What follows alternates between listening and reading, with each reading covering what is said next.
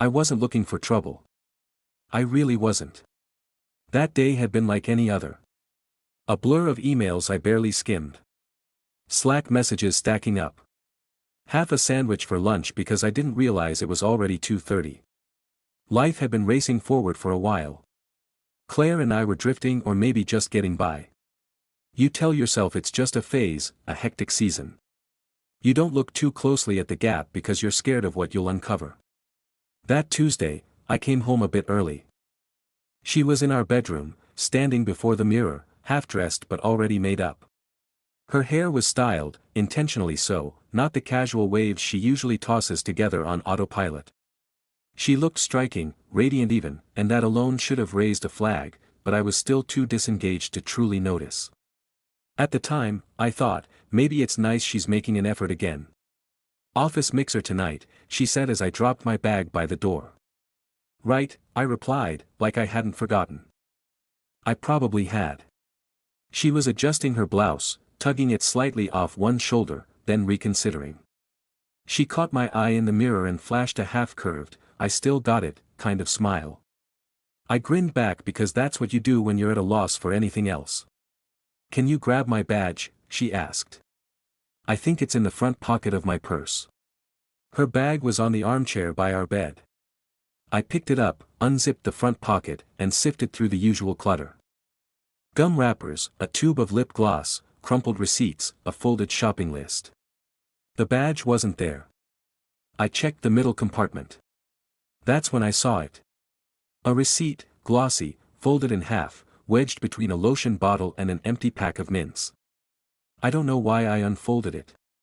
Instinct, maybe. Or maybe some part of me had already sensed something long before that moment, and I was just now catching up. Cedar and Oak. The name didn't ring a bell at first, but then I saw the location, Marwood, 2.5 hours away, and the timestamp, Friday, 8:43 p.m. My pulse quickened. That was the same Friday she told me she was working late on a pitch for some advertising client. I remember it vividly because I offered to bring her dinner from that Vietnamese place she loves, and she told me not to bother. Said she'd probably just grab something from the vending machine. But Cedar and Oak isn't vending machine fare. It's not even takeout. It's reservation only. White tablecloths, wine pairings. The receipt laid it bare, 2 entrees, a bottle of Merlot, and a dessert called Twilight Bloom, Romantic Edition. I didn't know what that meant, but I didn't need to. The word romantic didn't exactly scream team dinner. I stood there, staring at the receipt like it had personally offended me. I reread it, checked the date again. I even flipped it over, as if there'd be a note scribbled on the back to make it make sense. There wasn't. My chest tightened in this slow, sickening way, like someone had looped a knot around my lungs and was pulling it taut. I heard her behind me. Footsteps on the hardwood. Did you find it? I snapped back to reality, shoved the receipt into the purse, zipped it up like nothing had happened. I held up the badge, my hand steady, though everything inside me was unraveling. Yeah, I said, forcing a smile. It was buried in there. She walked over, took it from me, and gave me a quick kiss on the cheek. She smelled like that new perfume, spicy, floral, unfamiliar. It hit differently now. Don't wait up, she said. These things go late. Of course, I replied, smiling like a fool. She left a few minutes later. I watched her walk down the steps, heels clicking, keys jingling, laughing at something on her phone, like everything was fine. I stood in the silence that followed, unable to move. My fingers twitched at my sides. My mind raced, but in loops. I wanted to believe there was a logical explanation. I wanted to give her the benefit of the doubt because that's what I always did. I was the steady one, the rock, the guy who never leaped to conclusions. But this wasn't a forgotten dinner. This wasn't an unexpected expense. This was a lie. Calculated, precise, a choice. And the worst part? I didn't say anything. I didn't stop her. I let her walk out the door like I hadn't just stumbled onto a completely different version of our life, one where I was a background character in her story. I sat on the edge of our bed after she left, the silence pressing in from all sides. I replayed that night in my head. Friday, I'd eaten takeout on the couch, watched a rerun of some mindless show, and texted her good night after she said she was too swamped to call. She'd replied with a heart emoji, and all the while, she was sipping wine by the coast with someone else. I think that was the moment I stopped being naive. The moment I realized trust can die quietly in seconds with nothing more than a printed line on a receipt and a timestamp that doesn't lie.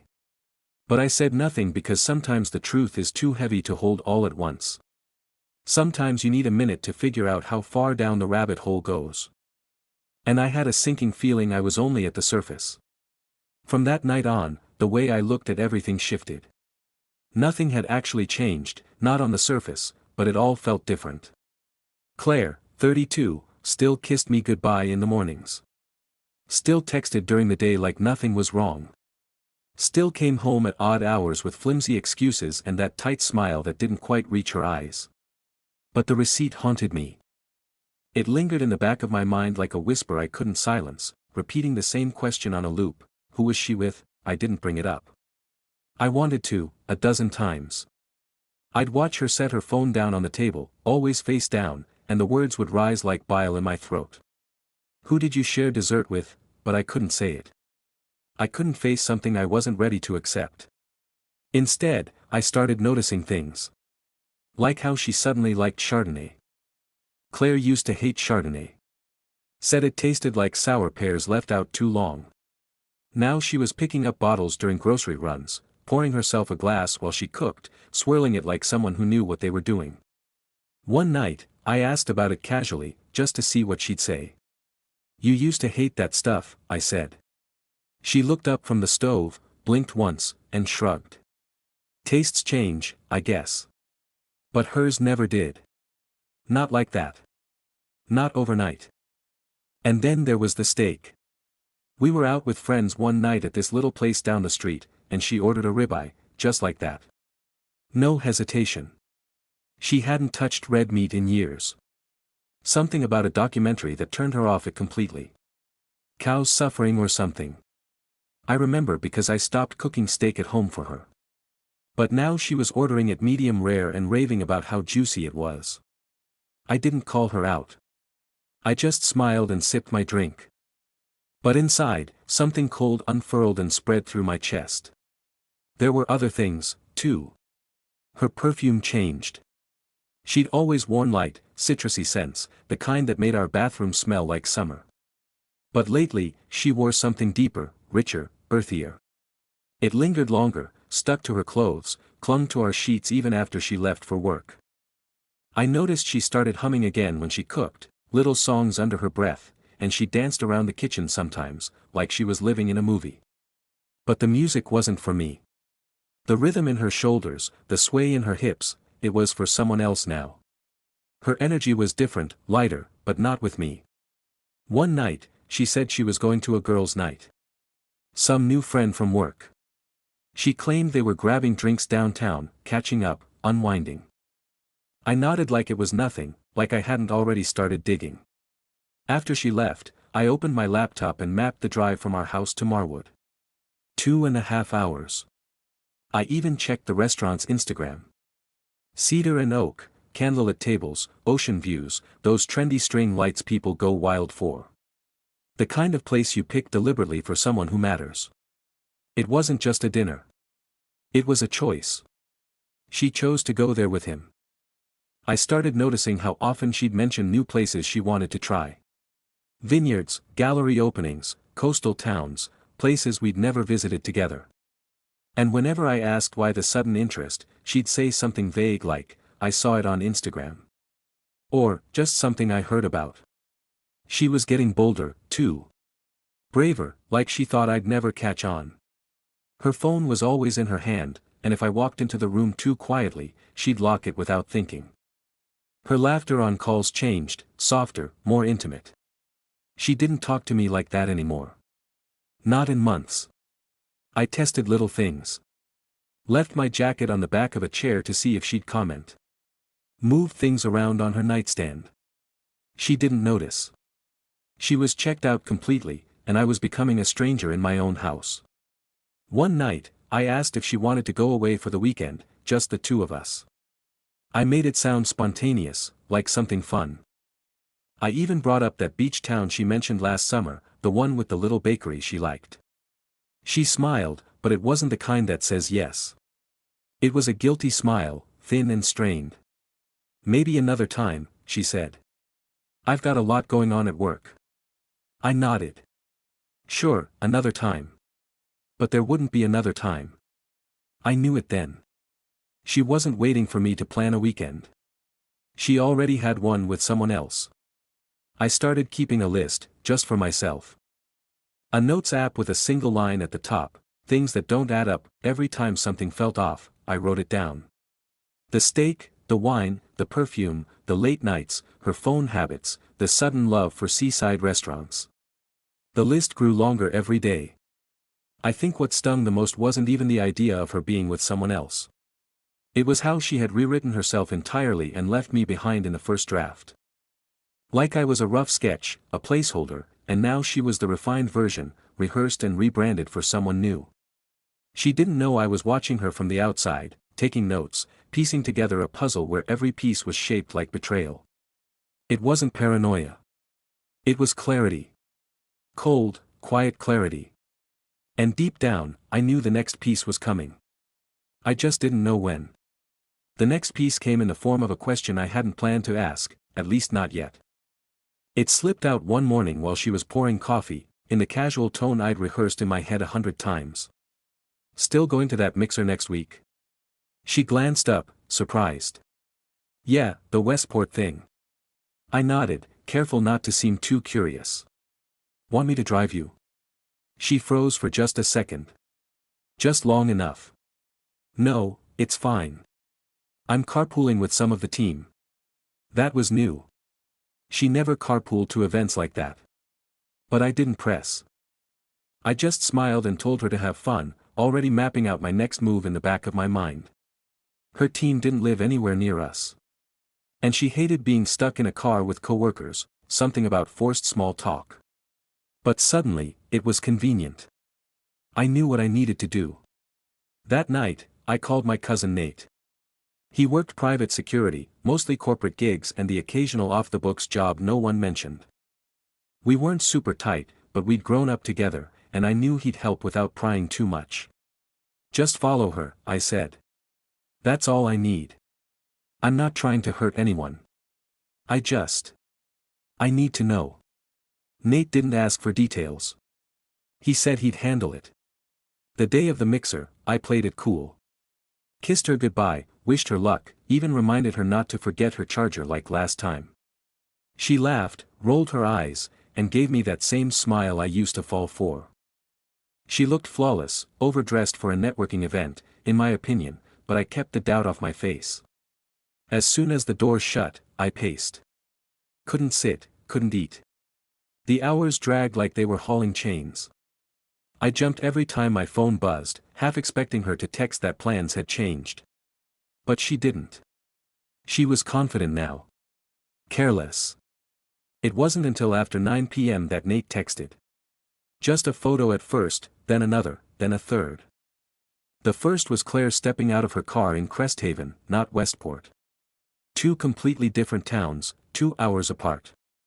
The second was her pulling a small overnight bag from the back seat, her coat draped neatly over her arm.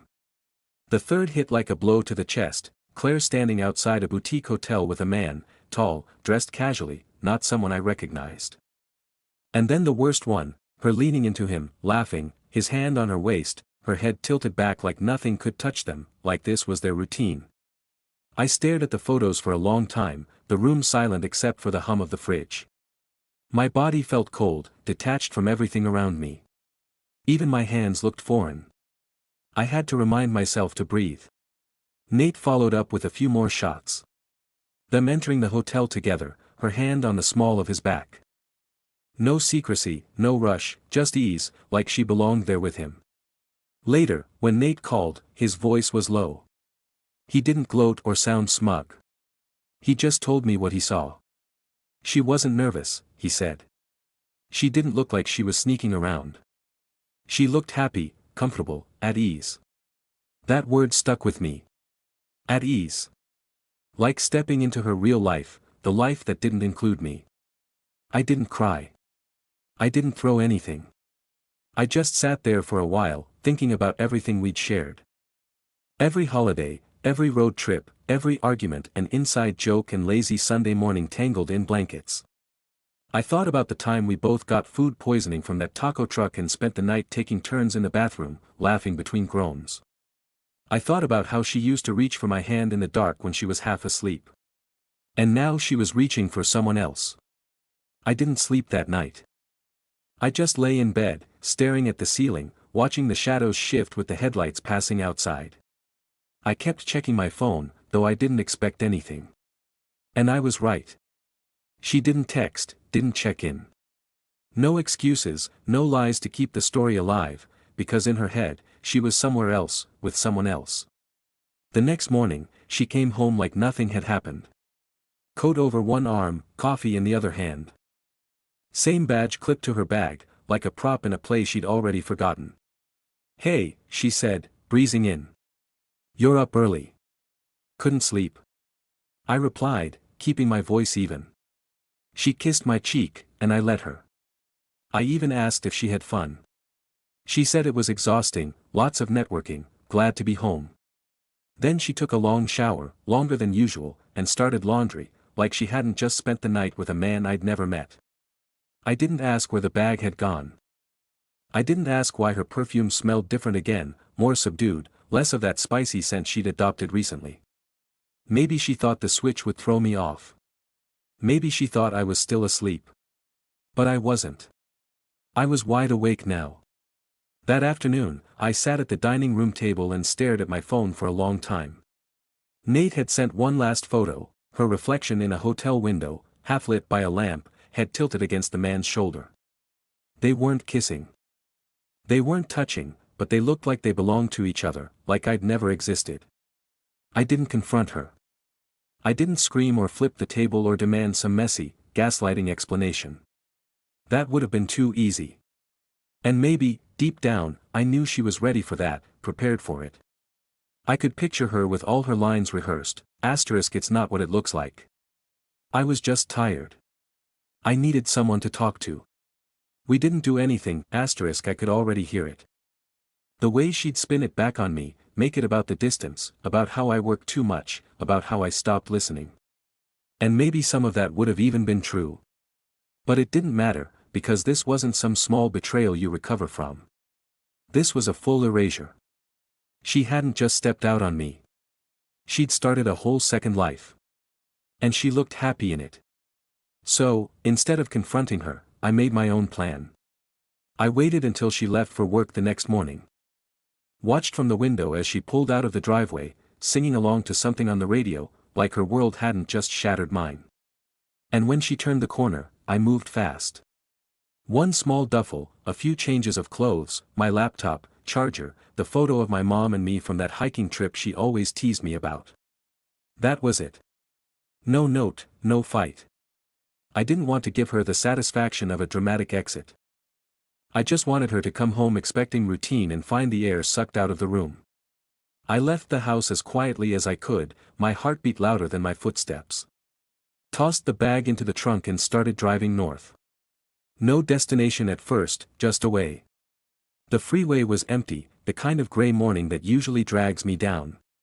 But for the first time in days, I could breathe. Really breathe. About 3 hours in, I remembered an old cabin a friend used to lend out. Aspen Hollow, tucked near a lake nobody talks about. No cell signal, no distractions, just trees and space and the sound of wind through the branches. I found the number, called the caretaker from a gas station, and by some miracle, it was still available. Told him I needed a few days, maybe more. By the time I got there, the sun was dipping low behind the hills, casting golden streaks over the water. I killed the engine, stepped out, and just stood there. I couldn't explain it, but something about the quiet hit harder than I expected. It felt like the silence was offering me something no one else could, clarity. The place was exactly as I remembered it. Sparse, clean, a little worn at the edges, kind of like me. I dropped my bag by the couch, opened a beer I found in the fridge, and sat on the porch. The air was crisp, sharp in my lungs. My phone buzzed in my pocket, but I didn't check it. Not yet. When I finally turned it on the next morning, it was like opening a floodgate. 38 missed calls, 22 texts, a voicemail every hour on the hour. All from Claire. The first few were normal, "Hey, where are you?" but they got frantic fast. Asterisk, "Please call me. I'm scared. This isn't funny." Asterisk, then came the longer ones, her voice breaking, swearing she could explain, swearing it wasn't what I thought, saying she still loved me, saying she was sorry. But never once, not in a single message, did she say she cheated. Not once did she name it. That was the part that sealed it for me. You can't apologize for something you won't even admit to. I listened to 3 voicemails, tops. The rest I deleted without opening. The silence out there started doing something to me, resetting things. I slept better than I had in months. I went on long walks, ate simple food, read an old paperback I found wedged behind a dresser. I let myself sit in the pain, not to wallow, but to understand it. You don't realize how loud someone's absence can be until you're alone with it, until it echoes through your ribs and makes you question who you are without them. But I didn't cry. Not once. I think I'd already done that in ways I didn't recognize, every time I swallowed doubt, every time I let myself believe a lie because the truth was too heavy. 2 days turned into 4. On the 5th morning, I finally texted her, asterisk, "I'm safe. Don't contact me again," asterisk. She responded within minutes, asterisk, "Please just talk to me. One time. I deserve that," asterisk. I didn't reply. When I drove back to the city a week later, it felt foreign, like someone else's life. I parked 2 blocks from the house and just watched it from the car for a while. The porch light was still on. Trash cans lined up neatly. Her car in the driveway, but it didn't feel like home anymore, just a stage where everything had already played out. I didn't go inside. I didn't need to. I'd made arrangements while I was gone, contacted a friend who worked in real estate, asked him to quietly start the process of selling the house. My name was on the deed, and I had no intention of staying. Let her keep the furniture. Let her have the framed prints we picked out together. I didn't want any of it. What do you do with memories built on a fault line? Later, I heard from mutual friends that Claire started unraveling not long after. She stopped showing up to work regularly, deleted her social media. Someone said she rehomed our dog, Luna. That one stung more than I thought it would. That dog used to curl up in my lap on Sunday mornings while Claire scrolled through her phone, pretending we were still happy. Luna knew before I did. A month passed, then 2. I never answered her messages, but I read some, just enough to confirm what I already knew. She didn't miss me. She missed the idea of me, the version of me who didn't know better. She moved into a small studio on the edge of the city. No furniture, from what I heard. Started showing up alone to work functions. She didn't look like herself anymore, someone said. But I couldn't bring myself to feel satisfaction in that. There was no revenge in it, no justice, just confirmation. She had collapsed too, just in a different way. And me? I started building a life again, slowly, quietly, like someone who'd almost drowned and was just learning to breathe above water. There was something about the quiet that helped me figure out who I was without her. I didn't try to fill the space. I didn't throw myself into work or line up dates to feel wanted again. I didn't want a distraction. I wanted stillness. I wanted to know what it felt like to live without constantly second-guessing my instincts, without twisting myself into knots trying to decode someone else's lies. I got a small apartment on the other side of town. Nothing fancy, just enough space for a bed, a desk, and a coffee pot that didn't leak. I started working remotely full-time, picked up running again.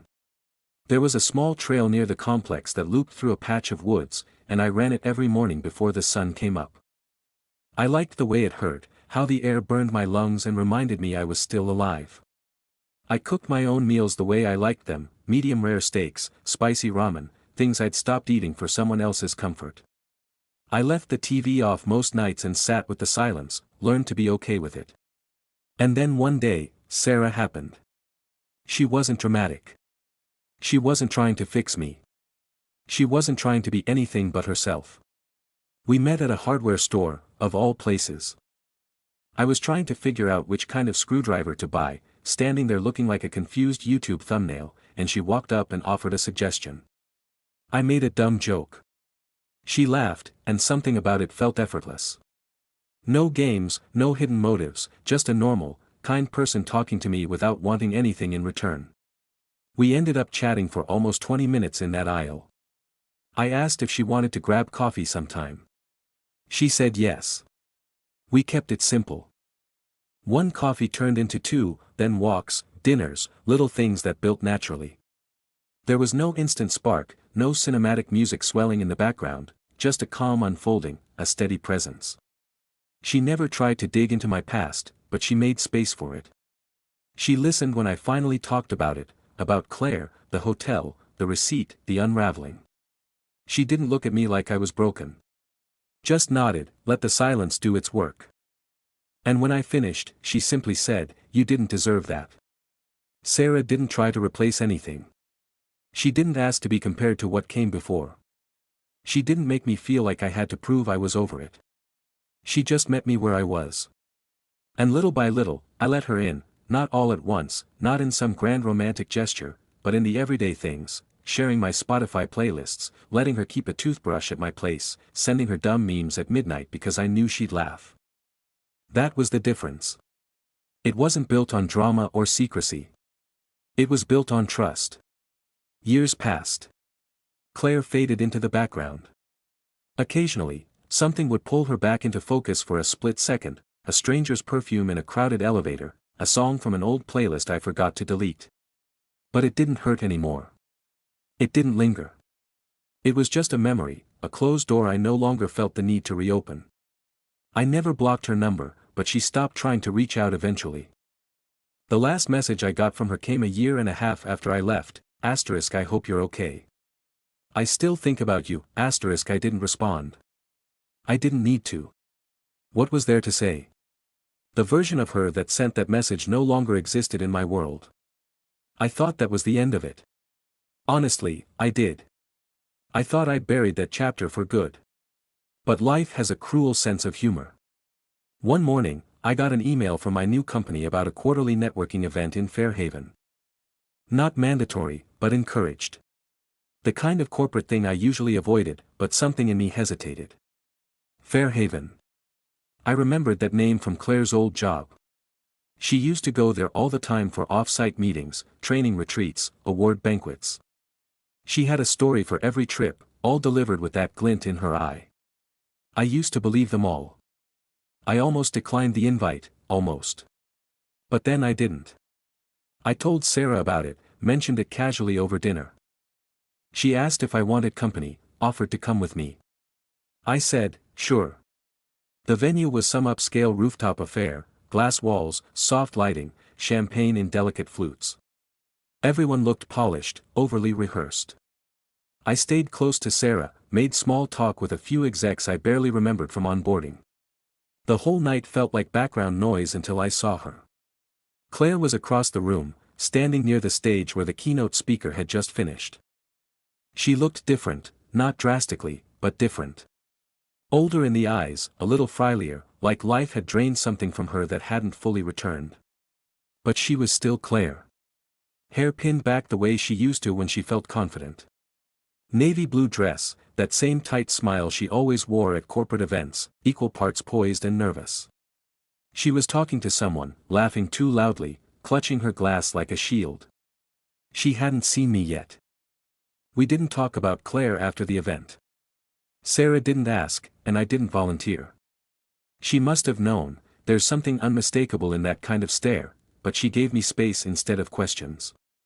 That night, as we lay in bed, her fingers rested lightly on my chest, steady and warm, and I realized I didn't feel haunted anymore. Not by Claire, not by what I'd lost. That chapter had closed in a public room full of strangers, under soft lighting, and the weight of a single glance.